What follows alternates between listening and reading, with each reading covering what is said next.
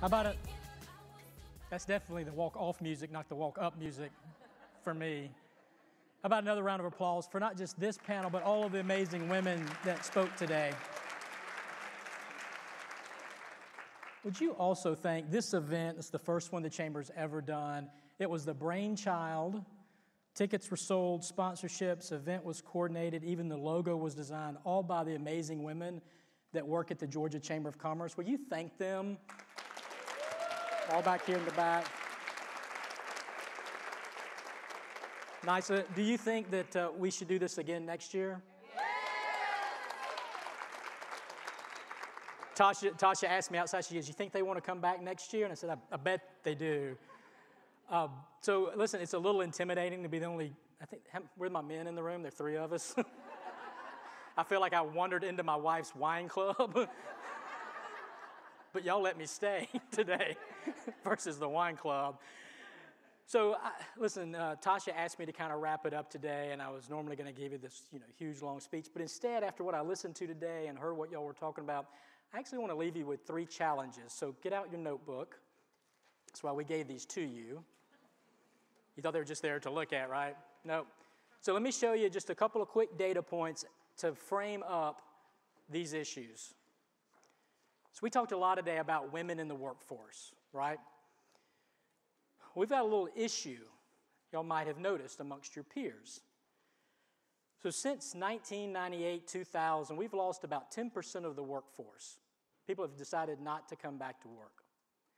But really after COVID, we lost about 5 million Americans that were working pre-COVID that aren't working today.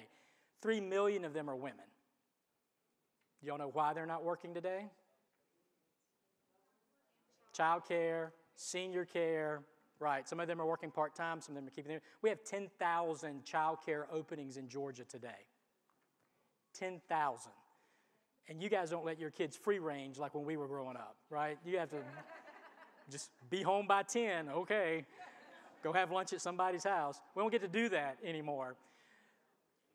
So one of the things I would like to ask you today is to help us think about the policies that we need to advocate at the Georgia Chamber on your behalf to help women that want to come back into the workforce.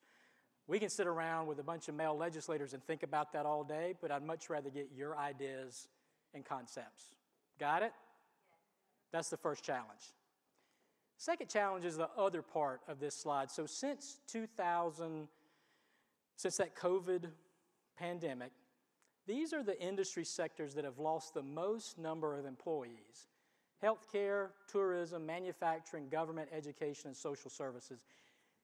When I look at healthcare, government, education, or when I look at healthcare, education, and social services, is there anything that you think those 3 have in common?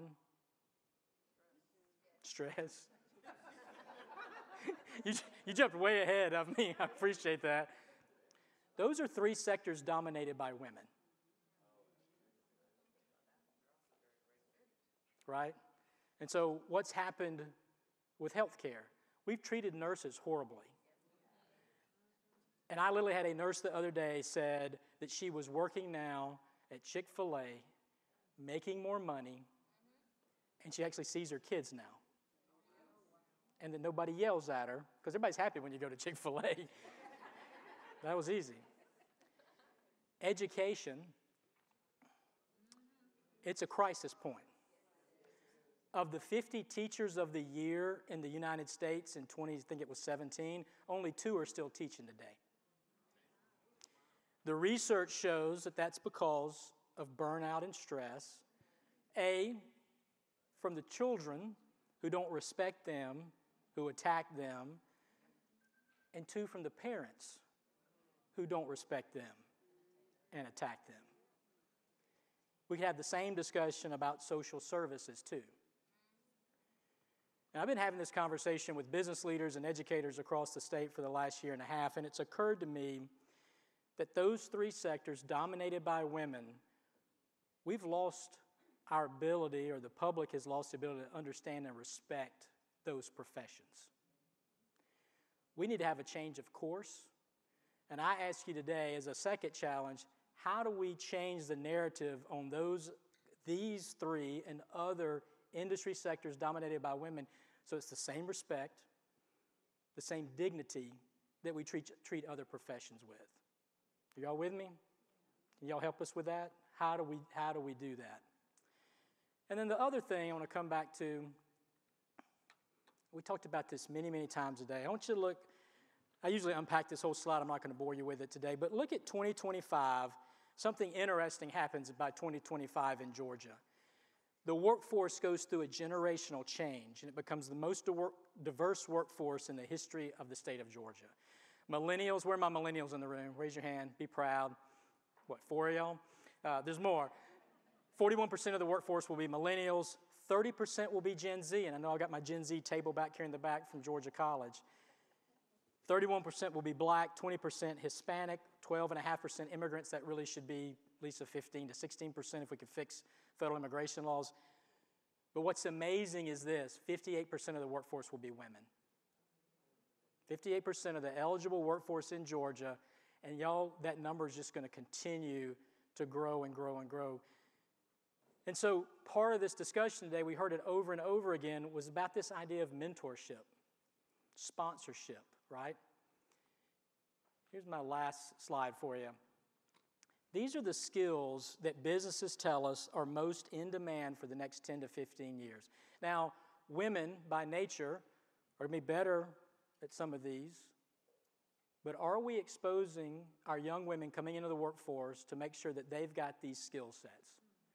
I would argue with you that in the current K through 12 system, they get short-shifted on some of these skills development that they need. So the best way to make up for that is for you to mentor and sponsor young women and make sure that, I know you're looking at this list and say, well, there's about 15 others that women have in particular. How are they going to learn that? And I'll leave you with these two quick stories of a conversation I had. When I was, about 20 years ago, I hired a young woman right out of college. She came to work for our organization. We put her working with another group of women. She was kind of the next generation, and I went on the road for 2 weeks, came back, and her boss was the first meeting I had that morning. And she says, you got to do something about this young lady. I said, what, is she not doing a good job? She said, no, her work is great. I said, well, then what's the issue? She goes, she doesn't know how to dress. I said, I don't understand.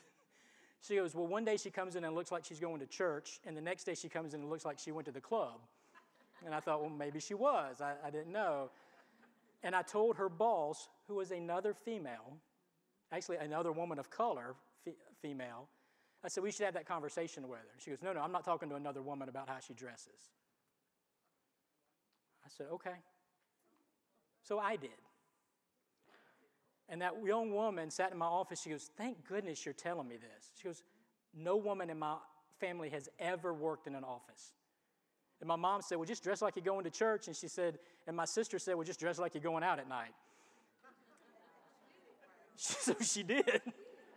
Just wasn't quite where we were. And I said, well, didn't you, in the last 2 weeks, haven't you looked at how the other women in the office dress? And she said, Chris, they're all like 65 years old. That was fair too. And so we found her a mentor in another department that was close to her age that took her shopping. And now she's a rock star in her own right, but those women weren't willing to invest in her. And I shared that story recently with my friend and mentor, Shan Cooper. And if y'all don't know Shan, you should. She's an incredible, incredible woman. And we were relating the story of sponsorship and mentorship to her. And she said, well, Chris, think about how she felt at 21 years old. She goes, it's kind of how I felt being the only woman of color on the executive floor of a Fortune 500 company. There's nobody else there to talk to. There's nobody to get your back. There's nobody to look out for you. And she said, it's incumbent upon me and my generation to find those young women of promise or just that are looking for some hope and pull them under our wing and walk them forward.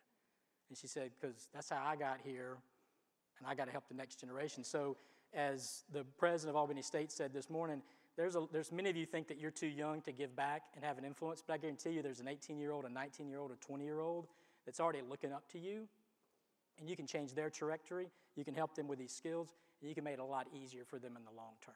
So that's the third challenge that I've given for you today. So I hope you wrote that down. Find someone that next generation of women leaders, and bring them here next year when we have that event. Cool? So you guys, it's been such a blessing to have you here today. We're so blessed to have you with us. On this workforce development issue, if this is something you're passionate about, Monday at Georgia Tech, we're going to have an all-day session called The Future of Talent. There's a few tickets still available. You can go to gachamber.com/events. The chancellor of the university system is going to be with us. The commissioner of the Georgia Department of Technical College is going to be with us. The state school superintendent is going to be with us. Business executives from all over Georgia, educators from all over Georgia, superintendents all over Georgia. We're talking about how to fix some of these big issues. And we'd love to have your feedback, your input, and for you to be part of that room on Monday. Cool? Thank y'all for being with us. Be safe going back home. Please thank the chamber staff on the way out. God bless. We're adjourned.